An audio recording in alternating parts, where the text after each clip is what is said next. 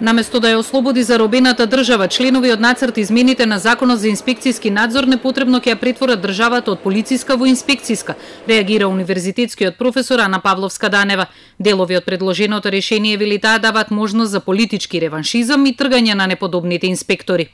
Потребно е опомената како инспекцијска мерка да биде изрично предвидена во законот како што е предвидена во Законот за прекршоци. Нацрт законот содржи основ за разрешување на директори и инспектори за нестручно и несовесно работење, што овозможува широко дискреционо овластување и политички реваншизам.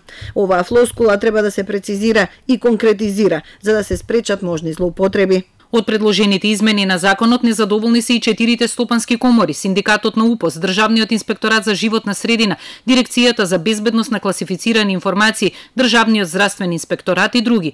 Тие доставиле повеќе од 40 предлози за дополнување на законот за да се намали просторот за злоупотреби, за да се создаде подобра бизнис клима, поголема правна сигурност и градење доверба во институциите од страна на приватниот сектор.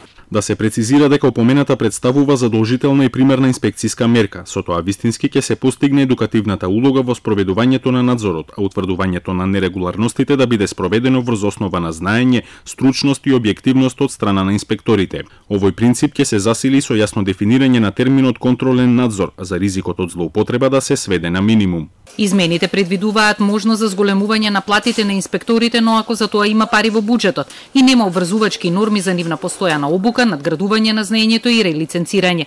Измените на законот требаше да бидат донесени до крајот на годинава, но поради бројните забелешки се очекува владината процедура да ја поминат во јануари.